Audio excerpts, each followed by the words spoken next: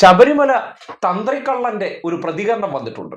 തന്നെ കുരുക്കിയത് സർക്കാരാണത്രേ. യുവതീ പ്രവേശനത്തിൽ ഇടപെട്ടതിന്റെ പക തീർത്തതാണത്രേ. പിന്നെ പക തീർക്കാൻ വേണ്ടി 2025 വരെ വേണ്ടി വന്നല്ലോ. 2021 നടന്ന സംഭവത്തിന് പക കൂട്ടിക്കൂട്ടി വെച്ചിരിക്കുകയായിരുന്നു. അതിന്റെ ഭാഗമായിട്ടാണല്ലോ സർക്കാർ അയ്യപ്പ സംഗമം നടത്തിയത്. അയ്യപ്പ സംഗമത്തെ പൊളിക്കാൻ വേണ്ടി ശബരിമലയിൽ ഈ കള്ള തന്ത്രി കൊണ്ടുവന്ന് കയറ്റിയ ഉണ്ണികൃഷ്ണൻ പോറ്റി അവിടത്തെ ദ്വാരപാലക പീഠം കാണാനില്ലെന്ന് പറഞ്ഞത് സർക്കാർ പറഞ്ഞിട്ടാണല്ലോ. ഒടുവിൽ ദേവസ്വം വിജിലൻസ് അന്വേഷണം നടത്തി ആ കാണാനില്ലെന്ന് പറഞ്ഞ പീഠം അതേ ഉണ്ണികൃഷ്ണൻ പോറ്റിയുടെ ബന്ധുവിന്റെ വീട്ടിൽ നിന്ന് കണ്ടെത്തിയതും സർക്കാർ പറഞ്ഞിട്ടാണല്ലോ. ഏറ്റവും ഒടുവിൽ ശബരിമലയിൽ അവിടെ നിന്ന് തുടങ്ങിയ SIT അന്വേഷണം ഹൈക്കോടതിയുടെ നേരിട്ടുള്ള നിയന്ത്രണത്തിൽ, സർക്കാരല്ല ഹൈക്കോടതിയുടെ നേരിട്ടുള്ള നിയന്ത്രണത്തിൽ നടത്തിയ അന്വേഷണത്തിൽ ഒടുവിൽ കട്ട പോറ്റിയും കക്കാൻ കൂട്ടുനിന്ന തന്ത്രിയും പൊക്കി.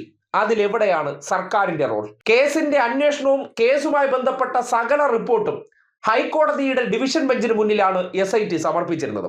ആ SIT നേരിട്ട് അന്വേഷിച്ച് സ്വർണ്ണക്കടത്തുമായി ബന്ധപ്പെട്ട് തന്ത്രിയുടെ പങ്ക് മനസ്സിലാക്കി തന്ത്രി കൊണ്ടുവന്ന വ്യക്തിയും ഒപ്പം തന്നെ തന്ത്രി പാലുകാച്ചാനും പൂജ നടത്താനും പോയ ഗോവർദ്ധന്റെ സ്വർണ്ണക്കടയിലേക്ക് എത്തിപ്പെട്ടതിൽ തന്ത്രിക്ക് പങ്കില്ല എന്ന് പറഞ്ഞാൽ ഈ നാട്ടിലെ ആൾക്കാരും അരിയാഹാരം തന്നെയാണോ കഴിക്കുന്നത്? കള്ള തന്ത്രി പൂണൂരിട്ടുകൊണ്ട് ഈ നാട്ടിൽ ഇത്രയും കാലം അയ്യപ്പന്റെ സ്വർണ്ണം അടിച്ചു മാറ്റിയതിനെ സംബന്ധിച്ച് തെളിവില്ല എന്നാണ് പറഞ്ഞിട്ടുള്ളത്.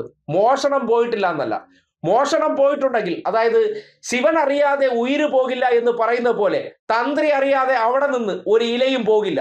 അതെല്ലാം വിദഗ്ധമായിട്ട് കച്ചവടക്കാരെ കയ്യിൽ കൊടുത്തുവിട്ട് അതിന്റെ കമ്മീഷൻ പറ്റി കണക്കിൽപ്പെടാത്ത സ്വത്തുക്കൾ സ്വകാര്യ ബാങ്കിൽ കൊണ്ടുവന്ന് നിക്ഷേപിച്ച പൂണൂൽ കള്ളൻ പുറത്തിറങ്ങിയിട്ട് പറയാണ് പക പോക്കിയതാണത്രേ. തൻ്റെ കയ്യിൽ എവിടെ നിന്നാണ് ഈ കോടാനുകോടി രൂപ കണക്കിൽപ്പെടാത്ത സ്വത്തുണ്ടായത്? അത് ഈ സ്വർണം വിറ്റതിന്റെ കമ്മീഷൻ അല്ല എന്ന് ഈ നാട്ടുകാരുടെ മുന്നിൽ ആദ്യം തെളിയിക്കൂ. ഒരു വിഷയത്തിൽ തെളിവ് കണ്ടെത്തിയിട്ടില്ല എന്ന് കോടതി പറഞ്ഞാൽ ആ വിഷയവുമായി ബന്ധപ്പെട്ട് ഈ സമൂഹത്തിന് പല സംശയങ്ങളും ഉണ്ടാകും. ഈ നാട്ടിൽ ബ്രാഹ്മണ കള്ളന്മാരെ കുറിച്ച് പറയാനോ അവരെ പിടിക്കാനോ ധൈര്യമുണ്ടാകില്ലല്ലോ. ഇവരുടെ കള്ളങ്ങൾക്കും കൊള്ളകൾക്കും ചില മനോഹര പദങ്ങൾ ഉണ്ടാക്കി വെച്ചിട്ടുണ്ട്. അനുജ്ഞ, അതായത് നമ്മുടെ നാട്ടിൽ സാധാരണക്കാരൻ ചെയ്ത അനുജ്ഞയല്ല, അത് മോഷണം.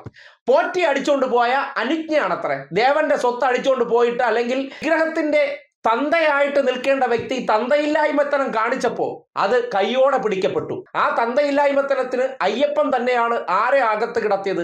സ്വന്തം തന്തയെ അകത്ത് കിടത്തിയത്. അതുകൊണ്ട് പുറത്തിറങ്ങിയിട്ട് രക്ഷപ്പെടാൻ വലിയ ഡെക്കറേഷൻ ഒന്നും അടിക്കേണ്ട.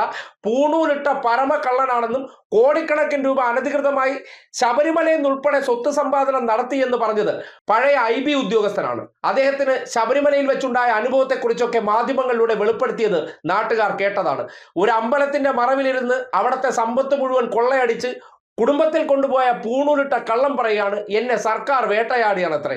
എളുപ്പത്തിൽ ഈ നാട്ടിൽ BJPക്കും സംഘപരിവാറിനും കണക്ട് ചെയ്ത് എന്നെ രക്ഷപ്പെടുത്താൻ വേണ്ടിയുള്ള ഒരു രാഷ്ട്രീയ പോംവഴിയാണ് കണ്ടെത്തിയിരിക്കുന്നത്. എന്തായാലും ഈ വിഷയവുമായി ബന്ധപ്പെട്ട് SIT അറസ്റ്റ് ചെയ്തിട്ടുണ്ടെങ്കിൽ SITക്ക് പങ്ക് ബോധ്യപ്പെട്ടിട്ടുണ്ട്. തെളിവ് കണ്ടെത്തുക എന്നുള്ളത് അന്വേഷണത്തിന്റെ ഒരു ഘട്ടത്തിൽ നടക്കേണ്ട കാര്യമാണ്. സ്വർണ്ണ ഉരുക്കി തെളിവില്ലാത്ത അവസ്ഥയിൽ അതിനെ വിറ്റ് പണമാക്കി മാറ്റിയതുകൊണ്ട് ചിലപ്പോൾ കണ്ടെടുക്കാൻ കഴിയില്ല. പക്ഷേ എന്ന് കരുതിക്കൊണ്ട് അവിടെ നിന്ന് പോയ സ്വർണത്തിന് അനുജ്ഞ എന്ന ഓമന പേരൊന്നും ഇടണ്ട, മോഷണം എന്ന് തന്നെ പച്ച മലയാളത്തിൽ ഞങ്ങൾ പറയും. ആ പ്രവൃത്തി ചെയ്ത പൂണൂൽ കള്ളനെ ഇനി ആരും വെള്ളപൂശാൻ വരണ്ട.